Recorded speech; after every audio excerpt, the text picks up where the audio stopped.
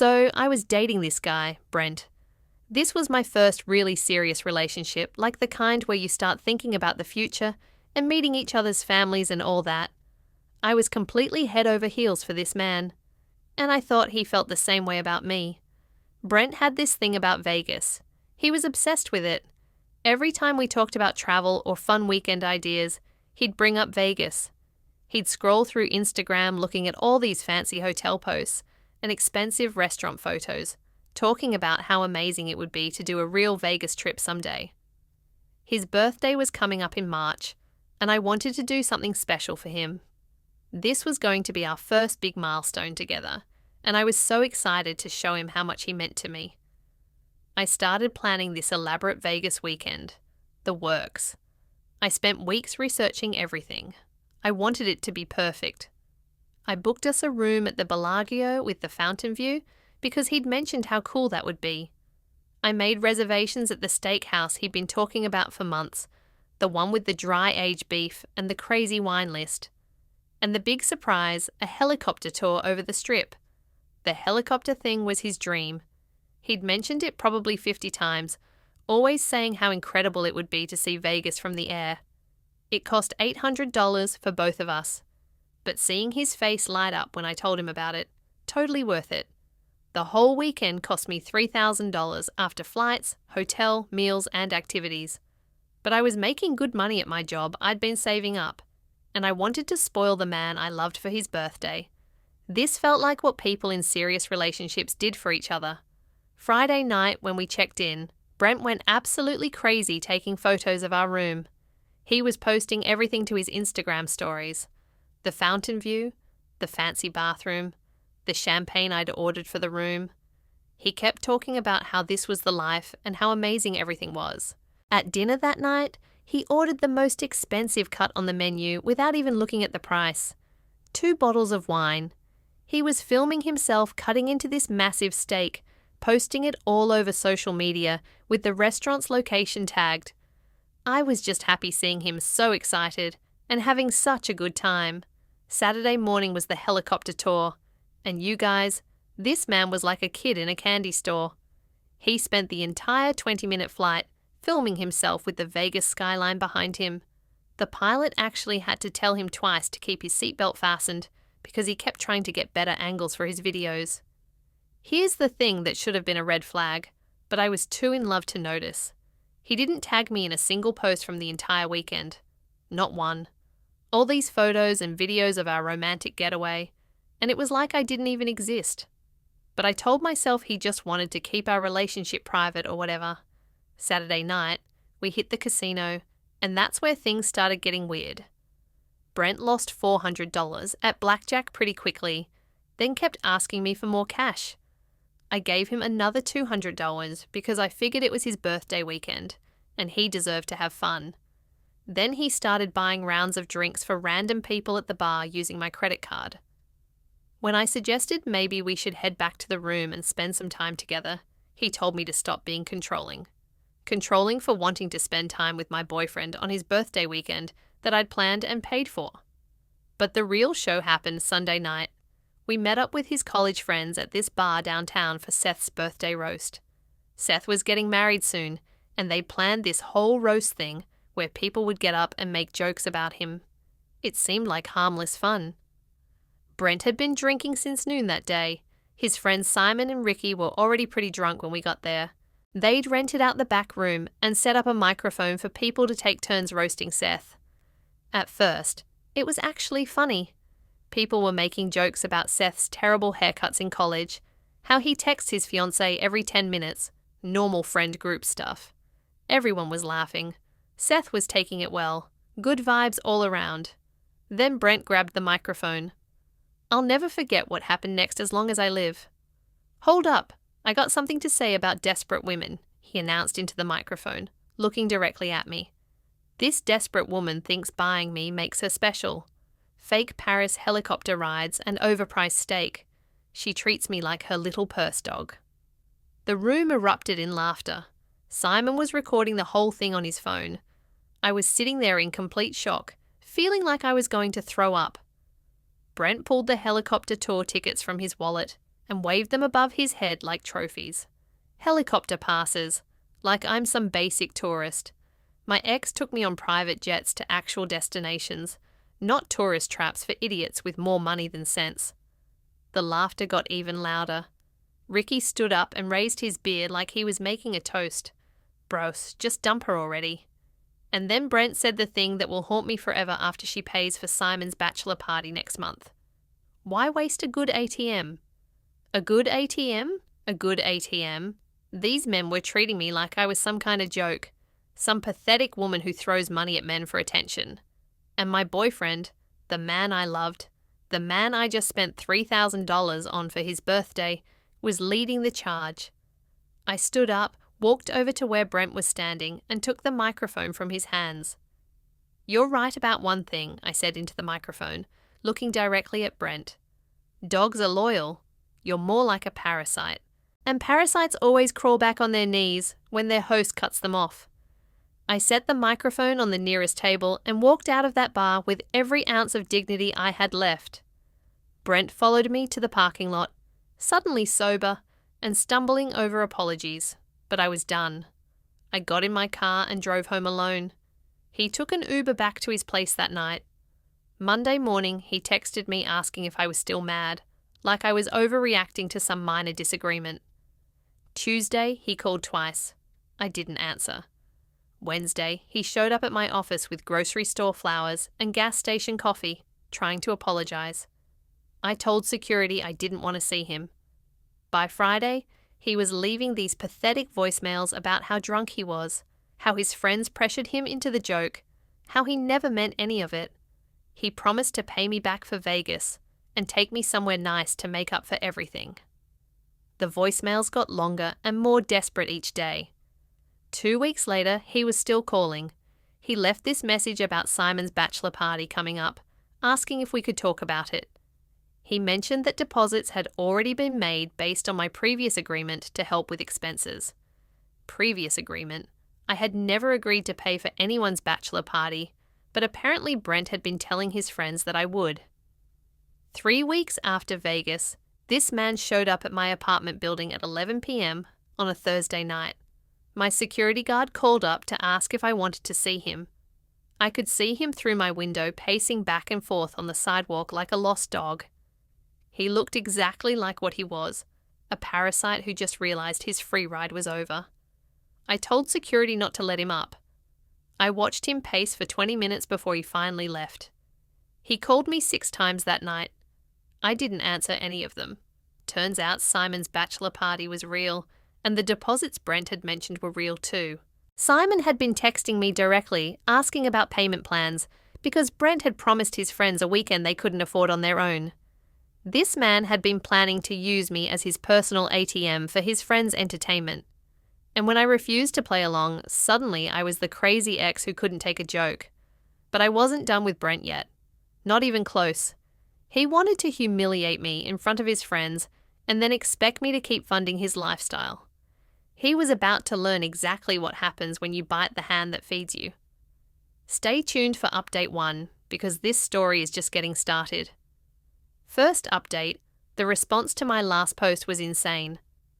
Some of you called me savage. Others said I should have dumped his ass way sooner. And honestly, you're all right. Shout out to whoever said parasites always show their true nature when the money stops flowing. You nailed it. So, here's what happened after I left Brent pacing outside my building like a lost puppy. The very next morning, Friday, my phone started buzzing at 6 a.m. Not just calls, this fool was texting me paragraphs, long, desperate essays about how he was going through something and how his friends bring out the worst in him. He swore up and down that the Vegas weekend meant everything to him and that he was planning to surprise me with something special to show his appreciation. I screenshotted every single message, but didn't respond to any of them. Then, Simon started blowing up my phone. Apparently, Brent had been telling all his friends that I was just taking time to cool off and that everything was still on track for the bachelor party. Simon was texting me about hotel preferences and asking if I wanted to upgrade their rental car to something more fun. The audacity of these grown men expecting me to fund their boys' weekend. after what Brent pulled. I decided it was time for Brent and me to have a real conversation.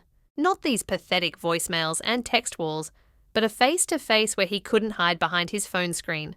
So I texted him back for the first time in over a week. "We need to talk. Meet me at the coffee shop on 5th Street tomorrow at 2 p.m. He responded within 30 seconds.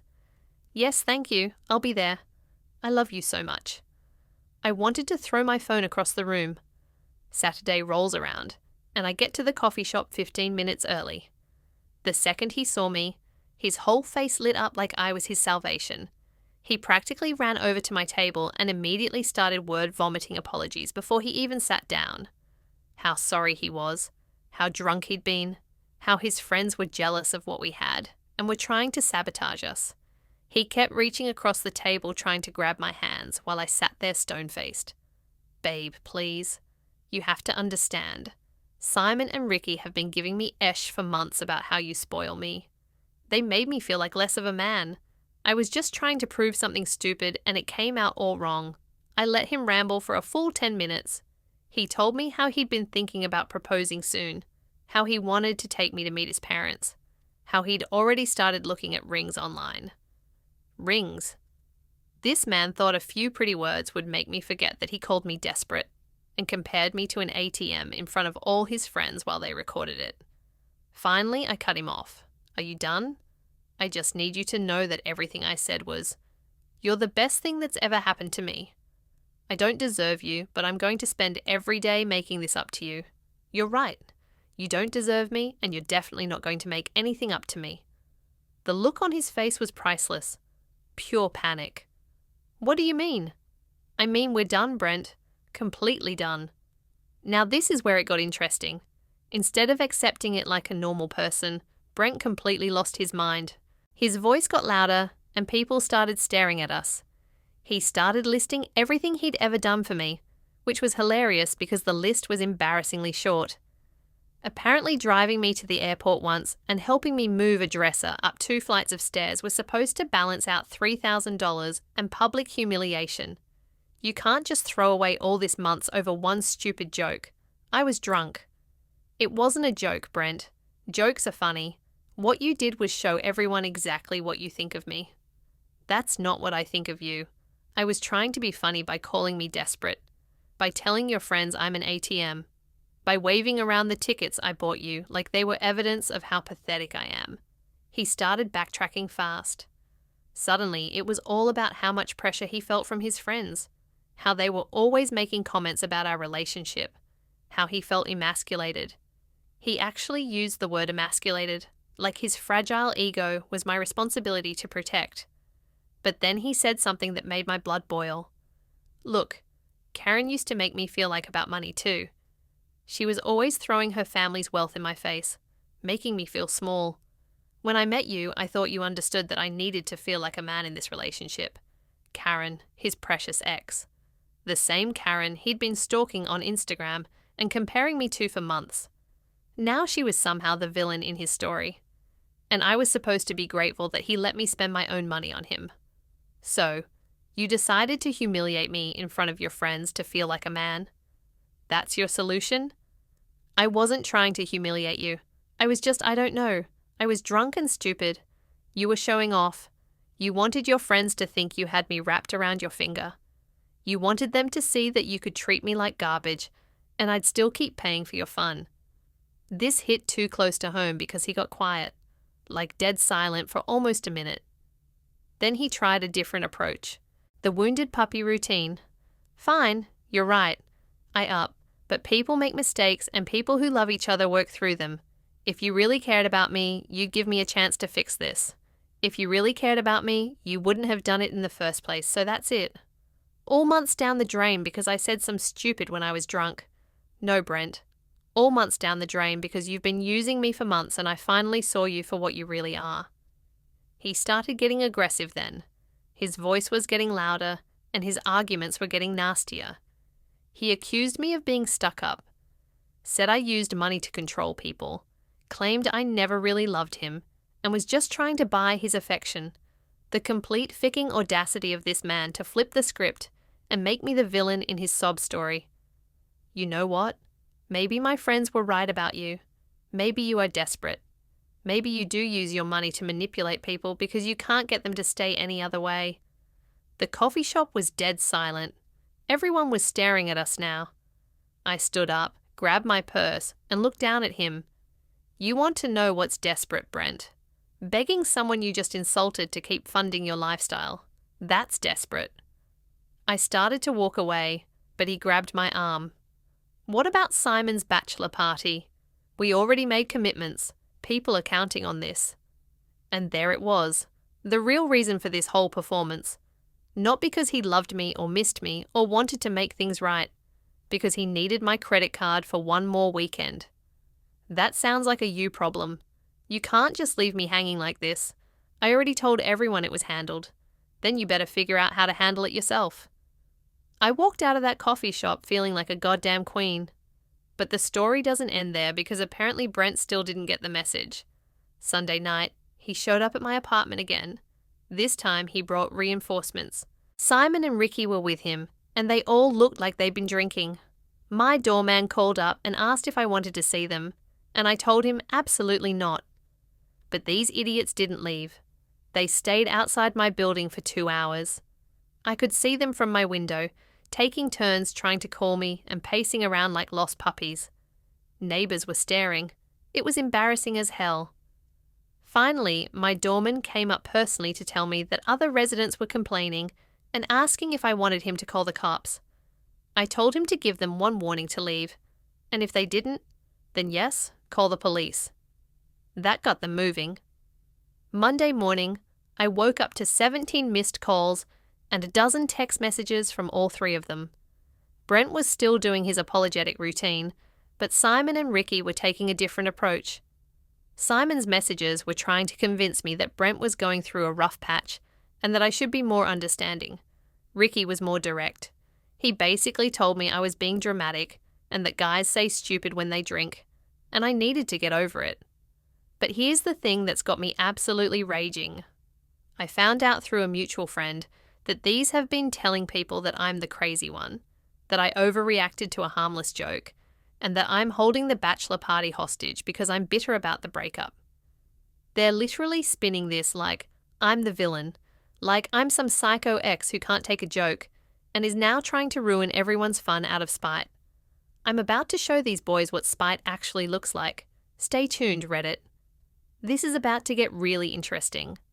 Second update, you guys. This situation has escalated in ways I never could have imagined. I'm actually shaking as I type this. So, remember how my last post ended with Brent and his friends harassing me outside my building until security threatened to call the cops? Well, I thought that was rock bottom. I was wrong. Tuesday evening, I was finally feeling somewhat normal again. I'd been ignoring their constant calls and texts since Monday, and I thought maybe they were finally getting the message that I wasn't going to change my mind about the bachelor party funding. I decided to make myself a nice dinner. Pasta with some wine, loud music playing while I cooked. It felt good to be in my own space, doing normal things, trying to move on from this whole mess. I was in the kitchen stirring the sauce when I heard a noise from my living room. At first I thought it was just the neighbours or something outside, but then I heard it again, like furniture moving. I turned off the music and listened. Dead silence. Then I turned around and nearly had a heart attack. Brent was standing in my living room going through my stuff. I immediately demanded to know how he got in. My door was locked. I had the deadbolt engaged. There was no way he should have been able to get inside. He said he came in through the fire escape window. Just said it casually, like breaking into someone's apartment was completely normal. I was terrified. This man had climbed up the outside of my building and broken into my home while I was there cooking dinner. The level of violation I felt was indescribable.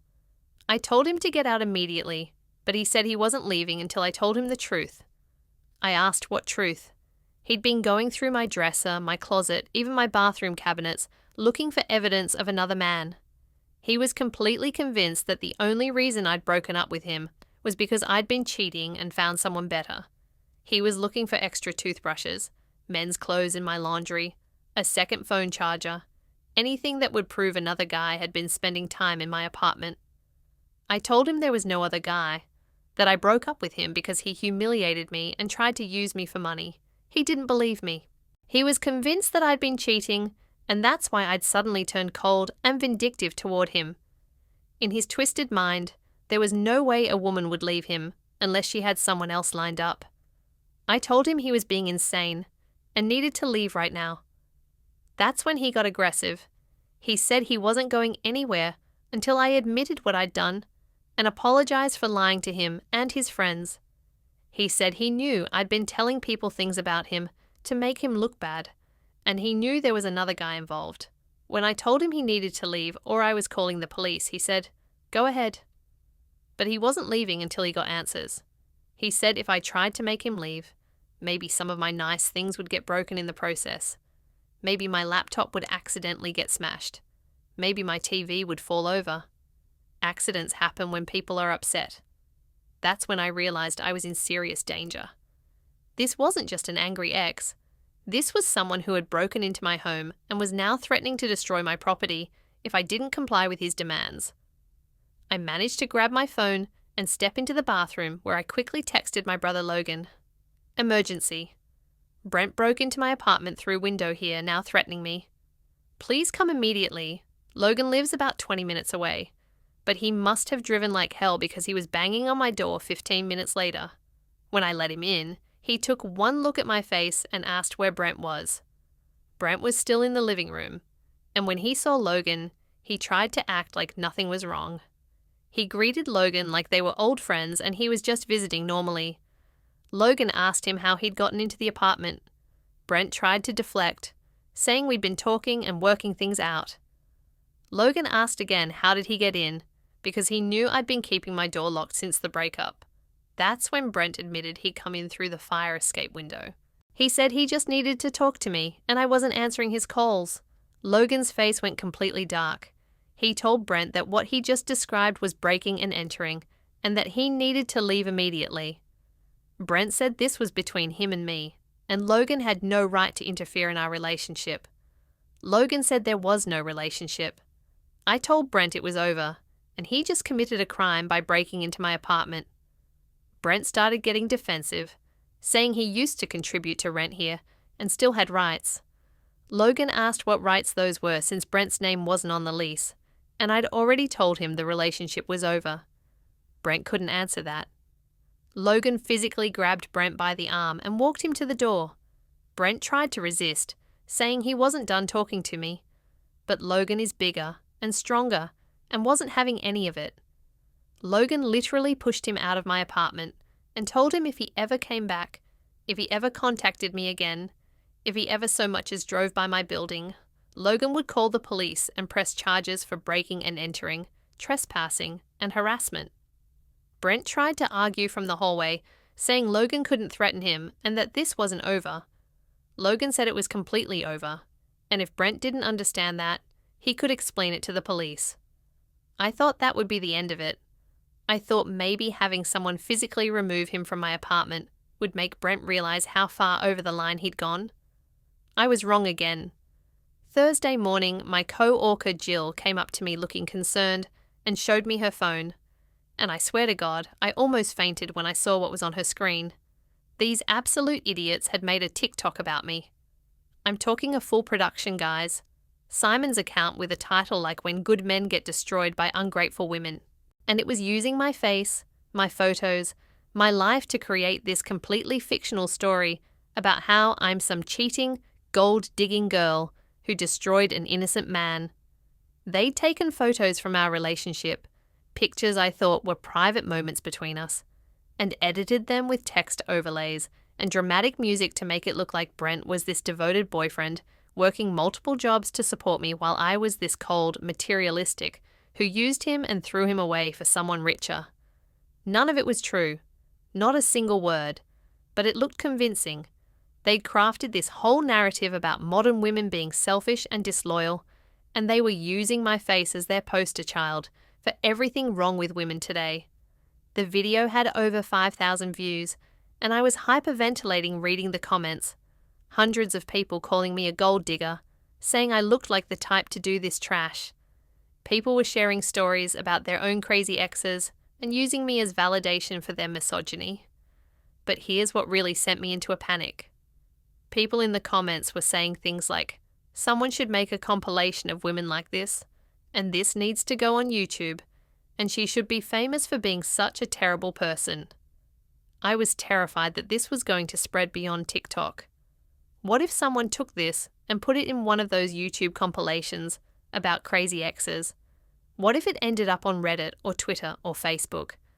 What if my co-workers saw it or my family? The thought of my parents seeing this video, of them thinking even for a second that any of this might be true, made me want to throw up. What if my boss saw it? What if future employers found it when they Googled my name? These idiots were trying to destroy my entire reputation with lies, and there were thousands of people believing every word of it. I was shaking so hard I could barely hold my phone.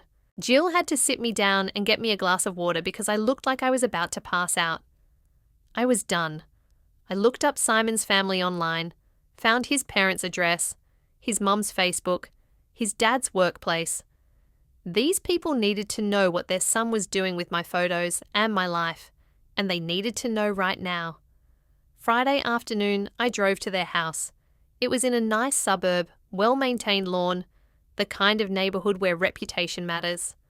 When Simon's mum answered the door, I introduced myself politely and explained that I needed to speak with her about a video her son had posted online using my photos without permission. I showed her the TikTok on my phone and explained how Simon, along with my ex-boyfriend and their friend, had been creating this video about me after I refused to pay for their bachelor party. Mrs. Anderson's face went white as she watched the video. She asked if Simon had really made this. I confirmed that he had, and explained that using someone's photos without permission to create false narratives could be considered defamation, and I was considering legal action. She immediately called Simon on FaceTime right there in her living room with me sitting next to her. When Simon's face appeared on the screen, and he saw me sitting next to his mother, he looked absolutely terrified. His mum asked him what this video was about and why he was using this young woman's photos to make up stories about her. Simon tried to explain that it wasn't what it looked like, that I'd ruined their friend's bachelor party, and they were just trying to show people what really happened. His mum said she didn't care what happened with any party. She wanted to know if he'd used my photos without permission to make up lies about me cheating on my boyfriend. Simon admitted they were trying to show people what kind of person I really was. His mum asked if he was making up stories about me being unfaithful and materialistic using pictures from my personal life. By this point, Simon's dad had come into the room, and when he understood what was happening, he was even more furious than his wife. He told Simon to take that video down immediately and call his friends to tell them to delete any other videos about me. Simon tried to argue, saying they had a right to tell their side of the story. His dad said they had no right to use my photos to make up lies about me, and if Simon didn't delete the video right now, he could find his own place to live and pay for his own car insurance. Within an hour, Simon's TikTok was deleted, and I had a text apology from him. But you guys, I have a feeling this still isn't over. These three have shown me that they're willing to break into my home, threaten my property, and use my image to create fake stories about me. They're escalating every time I shut down one of their tactics. I'm documenting everything now, taking screenshots, keeping records. If they try anything else, I'm going straight to the police with everything I have. But part of me is scared about what they might try next. Because if Brent is willing to break into my apartment, what else is he willing to do? Last update. I cannot believe how this whole situation ended. I'm still processing everything that happened, but I promised you all an update, and this story is finally over. First, thank you to everyone who commented on my last post. The support has been incredible. And to those of you who said I should go to the police about the break-in, I tried. I really did. 2 weeks ago, after Logan kicked Brent out of my apartment, I went to the police station with photos of my wrists and a detailed report about him breaking in through the fire escape. I was ready to press charges for breaking and entering trespassing, all of it. But here's the thing about apartment buildings. Security cameras don't cover every angle. The side of my building where the fire escape is located, no cameras, none. The police said without video evidence or witnesses, It would be his word against mine about how he got into the apartment. They took my report seriously, don't get me wrong. They said they'd talk to him and document everything. But pressing charges, they couldn't guarantee anything would stick without solid proof he'd actually broken in, rather than just being let in. I was frustrated as hell, but I figured at least now there was an official record of his behaviour. If he tried anything else, the pattern would be documented. For about 10 days after that, things were relatively quiet. No more TikToks, no more showing up at my building, no more break-ins. I started to think maybe they'd finally gotten the message and would leave me alone. I should have known better. Last Saturday, I was at the mall with my friend Yasmin. We went to high school together and tried to catch up every few weeks. We were just walking around shopping, catching up on life when we decided to grab some food at the food court. We got our orders and were looking for a place to sit when I saw them. Brent was at a table near the back with some woman I didn't recognise. At first I only saw her from behind. Long dark hair, laughing at something he was saying. He was being all flirty with her, playing with her hair, trying to tickle her sides. The whole gross routine he used to do with me when we first started dating. My first thought was good for him. Maybe now he'll leave me alone. My second thought was wondering who the hell would want to date him after knowing what kind of person he was. Then the woman turned around to grab something from her purse, and I nearly dropped my tray. It was Samantha. Samantha, Ricky's girlfriend of like 2 years. I grabbed Yasmin's arm and whispered that we needed to sit where we could see them, but they couldn't see us. Yasmin asked what was wrong, and I pointed them out, explaining who they were. Yasmin's eyes went wide when I told her that was my ex with his friend's girlfriend. We sat down, and I just watched them for a few minutes, trying to process what I was seeing. This wasn't friendly conversation between friends. This was full-on romantic thing. He had his arm around her. She was leaning into him. He kissed her cheek, and she was giggling like a teenager. Then I remembered my phone and started recording. I got about 3 minutes of video, him feeding her food from his plate, her sitting basically in his lap, more kissing, the whole disgusting display. Then they got up, held hands, and walked out of the food court together like a couple. I was sitting there stunned, absolutely stunned. Here was Brent, the guy who'd been calling me a cheater and breaking into my apartment looking for evidence of another man, and he was the one running around with his friend's girlfriend behind everyone's back. The hypocrisy was unreal. This man had been so convinced that I must be cheating because that's exactly what he was doing. He was projecting his own guilty behaviour onto me. Yasmin was just as shocked as I was. She kept asking if I was sure it was Ricky's girlfriend, if maybe they'd broken up, and I didn't know. But I follow Samantha on Instagram. She'd posted a photo with Ricky just 3 days ago talking about their anniversary dinner. I spent the rest of the weekend thinking about what to do with this information. Part of me wanted to just forget about it and move on with my life. These people had caused me enough stress and drama. But another part of me kept thinking about Ricky. Yeah, he'd been a complete to me with that TikTok and all the harassment, but he was also being betrayed by 2 people he trusted. His best friend and his girlfriend were carrying on behind his back and he had no idea. Did he deserve to know? Did I have any obligation to tell him? I was still debating this when the decision was made for me. Wednesday evening, I was at home watching Netflix when my phone started ringing. Brent's number. He was calling to gloat. Apparently word had gotten around our mutual social circles that I'd tried to file a police report about the break-in and that it hadn't gone anywhere. He was calling to tell me how stupid I was for thinking the cops would take my side, how I'd embarrassed myself by trying to get him in trouble when I had no proof of anything. He was laughing about it, actually laughing about breaking into my apartment and terrorizing me. Then he started in on the usual thing, how I was crazy, how I'd overreacted to everything, how his friends all thought I was psycho, and he was lucky to be rid of me. But then he said something that made my blood boil. You know what the funny thing is? I'm already doing better without you. Found someone who actually appreciates me. Someone who doesn't try to control me with money. Someone who knows how to treat a man right. The smugness in his voice was unbearable. Here he was bragging about his affair while calling me crazy for being upset about his behaviour. I found myself laughing. Actually laughing. He asked what was so funny. I told him I had something for him. Something special. Something he really deserved. He got suspicious then, asking what I meant. I said he'd find out at midnight that he was going to get exactly what was coming to him. He tried to get me to explain, but I just hung up. At 11:58 p.m, I sent the video, not to Brent, to Ricky. I sent it with a simple message. Thought you should know. I'm sorry you're finding out this way. Then I turned off my phone and went to bed. I didn't turn my phone back on until noon the next day. And when I did, it was chaos. 40 missed calls, 35 text messages, voicemails from Brent, from Simon, from Ricky, even from Samantha. Apparently, Ricky had gone straight to Brent's apartment after getting the video. I don't know all the details of what happened, but from the voicemails, it was clear there had been a major confrontation. Ricky was devastated. His voicemail to me was him crying, thanking me for telling him, saying he had no idea, and asking if I knew how long it had been going on. Brent's voicemails were pure rage. He was screaming about how I'd ruined his life, how I was a vindictive, how I destroyed his friendship with Ricky over my own petty revenge.